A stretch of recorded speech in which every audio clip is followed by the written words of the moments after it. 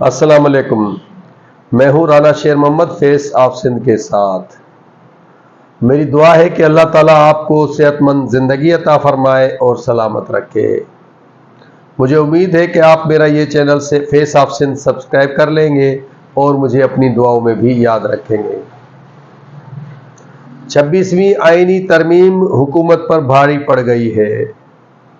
حکومت کے لیے خطرے کی گھنٹی بج گئی ہے اور اس آئینی ترمیم کے بعد حکمران اتحاد میں بھی دراڑیں پڑنا شروع ہو گئی۔ 26ویں آئینی ترمیم کے منظور ہونے کے بعد اب 27ویں آئینی ترمیم کی بازگشت کیوں کی جا رہی ہے اور اس نئی صورتحال سے حکمران اتحاد پریشان کیوں نظر آتا ہے، آج ان سب پر بات ہوگی۔ آئینی ترمیم کے میکینک سے بہت بڑی غلطی ہو گئی ہے، الٹی ہو گئی سب تدبیریں، کچھ نہ دوا نے کام کیا والی صورتحال اور کیفیت نظر آتی ہے۔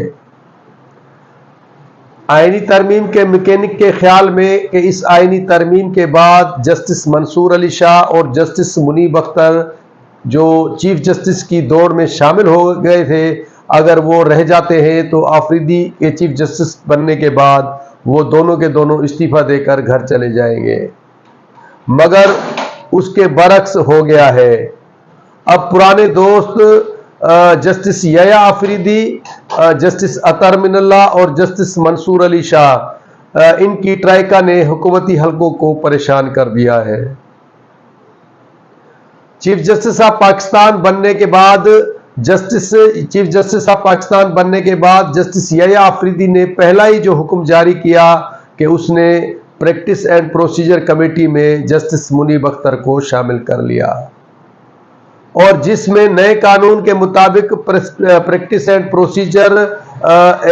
کمیٹی میں عمل نہیں ہوا اور اس پر پرانے قانون کے تحت آنے والے نئے چیف جسٹس نے عمل درآمد کرا دیا، اور chief justice of Pakistan justice Yahya Afridi ساری عدالت کو، ساری جوڈیشری کو اپنے ساتھ لے کر چلنے کے خواہش مند ہیں، اسی لیے انہوں نے یہ اقدام اٹھایا ہے۔ مگر اس کے ساتھ ساتھ ان کا اگر ریکارڈ دیکھا جائے تو وہ انتظامی مداخلت یا کسی بھی طرح کی عدالت میں مداخلت کو زیادہ برداشت نہیں کرتے۔ اب جب 8 نومبر کو جوڈیشل کمیشن کا اجلاس طلب کر لیا گیا ہے جس میں آئینی بینچ بنانے کی بات کی جائے گی جو 26ویں ترمیم میں کہا گیا تھا، مگر اس میں ابھی بہت سی باتیں واضح نہیں کی گئی ہیں، اسی لیے اب 27ویں آئینی ترمیم کی بات کی جا رہی ہے۔ ذرائع کا کہنا ہے کہ 26ویں آئینی ترمیم کے بعد حکمران اتحاد میں بھی دراڑیں پڑنا شروع ہو گئی ہیں۔ مولانا فضل الرحمان کو کیسے منایا جائے گا، کیونکہ ان کے بغیر تو 26ویں آئینی ترمیم بھی منظور نہیں ہو سکی تھی۔ تاہم حکمران اتحاد بڑے بڑے دعویٰ کرتے نظر آ رہے تھے کہ ہم نے مولانا کے بغیر ہی اپنی عددی اکثریت حاصل کر لی ہے، مگر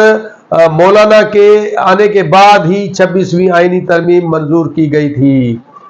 اور اب جب 26ویں آئینی ترمیم کے لیے مولانا فضل الرحمان نے ان کو ناکو چنے چبوائے تھے، تو 26ویں کے بعد اب اگر 27ویں ترمیم آتی ہے تو وہ مولانا فضل الرحمان کو کس طرح سے منا پائیں گے۔